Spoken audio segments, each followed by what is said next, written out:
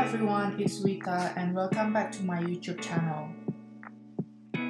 Today I'm going to do a flip through of my Traveler's Company notebook that I brought along with me to my Japan trip in November last year. I collected a lot of memories in the form of photo stickers, doodles, tickets, and other papery finds.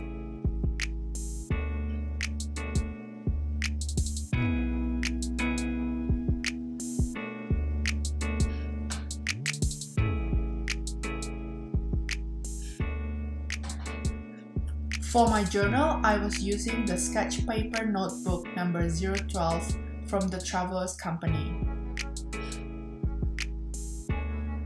As for the cover, I bought this a long time ago from an Etsy shop which I cannot remember the name. And there is no branding on this cute fabric cover either for me to remember.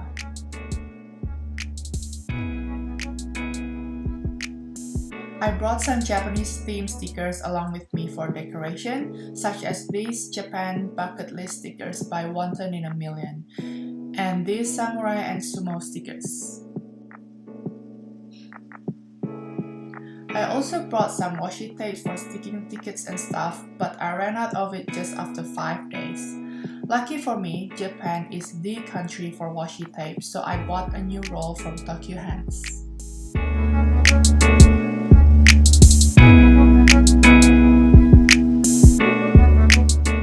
To write, I simply use my favorite Muji 0.38 black gel pen and these 3 zebra mouth liners to add a bit of colors into my journal.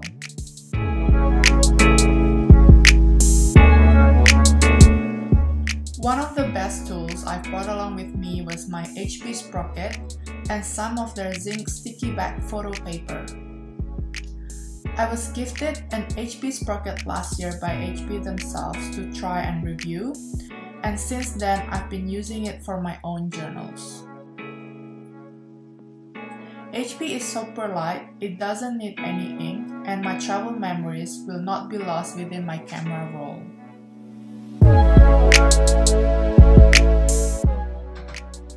Boarding passes is a must-have in every overseas travel journals. I also included a little doodle story about our crazy rush transit in Melbourne on our way to Tokyo.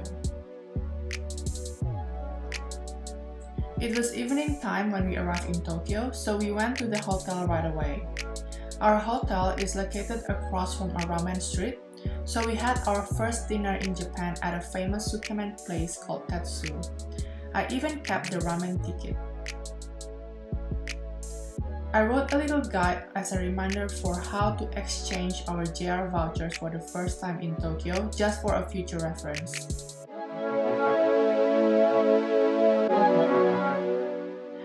This morning, we are taking a Shinkansen to Kyoto Station.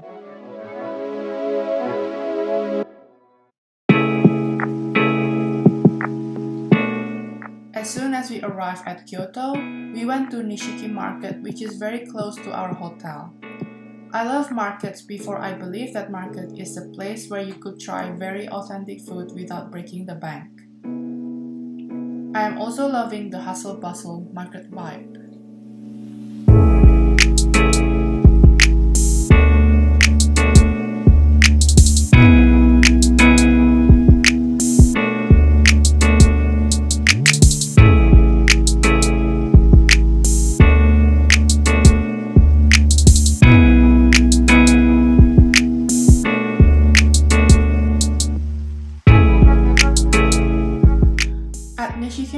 I had a chance to eat a very delicious soy soft serve, and I'm still thinking about that soft serve until now.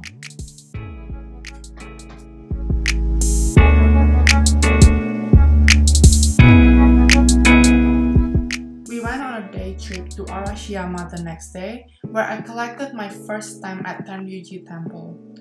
These stamps are available for free in some of Japan's tourist spots, but sometimes they could be tricky to find.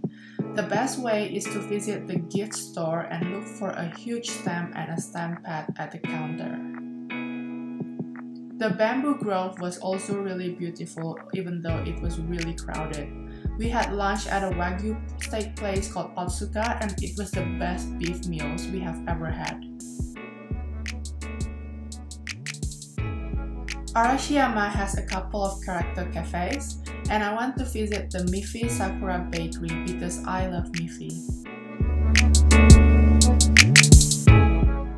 The next day was spent in central Kyoto, where we visit popular places such as Kiyomizu-dera, Yasaka Shrine, Gion District, and had coffee at the popular Percent Arabica. I got this illustrated map from Otsuka State. You can take them for free when you dine in their restaurant.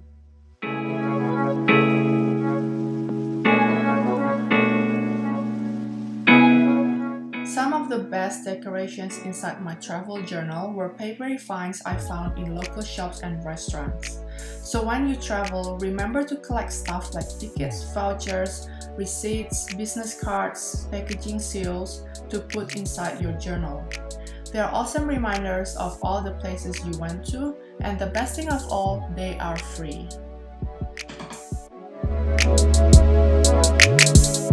On our last full day at Kyoto, we went on a private guided tour to some of the less popular but just equally beautiful shrines, Buddhist temples, and Geiko Entertainment District. We even passed by a Maiko school and heard them practicing their musical instruments. Moving on from Kyoto, we are now at Kanazawa, spending our first night at the traditional ryokan. Staying at the ryokan was by far my favorite Japan experience.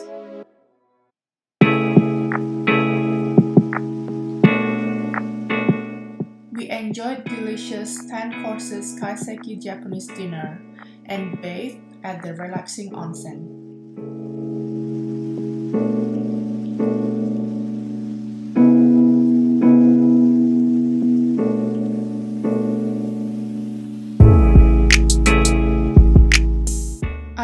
Stroll at the ryokan garden the next day and collected some leaves to be dried up inside my journal.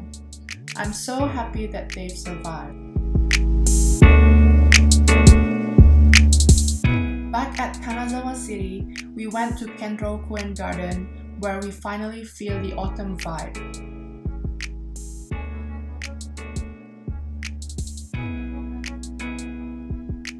Kanazawa has a popular market called Omicho Market where you can eat really fresh sushi and sashimi. When in Japan, I saw a lot of cute little cars that looks like this. They look like they came out of a cartoon. Even the traffic lights made really cute sound, almost like birds chirping. I collected some more stamps from Kanazawa Castle and Higashiyama District today. We really enjoyed Kanazawa. There are so many delicious cakes, fresh seafood, art museums, and local craft shops selling high-quality Kanazawa art and crafts.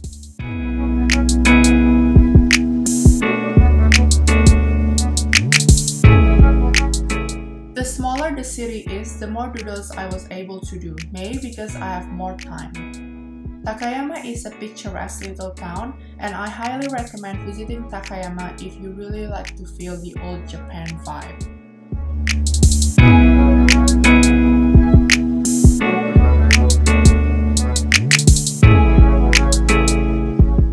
One full day to explore Takayama was enough for this little town. I doodled the food that we had at Miyagawa morning market at Takayama. And this is a little origami bird given by the restaurant where we had our lunch.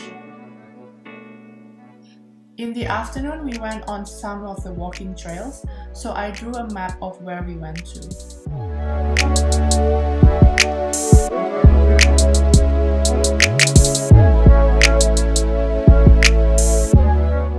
We finally arrived at Tokyo, which will be the last city of our trip. On our first day, we explored the area around our Airbnb at Meguro District. The second day was spent shopping for stationery. I literally spent the whole day doing that, so I drew a map of where I went to. I also have written a blog post about my stationery shopping trips in Japan, and I will leave the link at the description box below. The next day we went to Meiji Shrine and Shimokitazawa, where we ate a cute and yummy chestnut cream Totoro puff. On our last full day in Tokyo, we went to Ginza and Ueno. At Ginza, I visited Itoya, a stationery store that opened 100 years ago. If you are a stationery addict, I highly recommend you check it out. On Sundays, the shopping streets are closed for cars, so I was able to take a photo in the middle of the road. After that, we went to Ueno Park, where we stumbled across a ninja festival. I managed to go to Team Lab Borderless exhibition before we fly home in the evening. I'm sure you guys have seen a lot of pictures of this exhibition on Instagram, and I'm glad I got to see it in person. Our last meal in Japan was Japanese waffle pasta at Yomenya Goemon Shinjuku. It was the perfect meal to end our trip.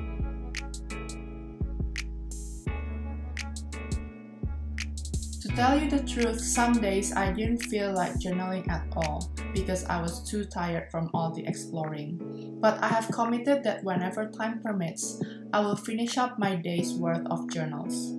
With camera phone, it's not that hard to look back at what I did the previous couple of days. But no matter how hard it was to keep up with a journal when traveling, the result is so worth it. This journal for me is the best and most meaningful souvenir that I could ever bring home from Japan.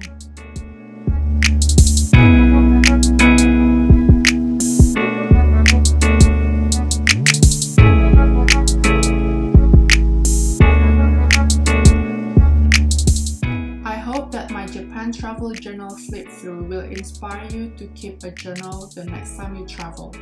Hope you like this video and please subscribe to my channel. See you next time!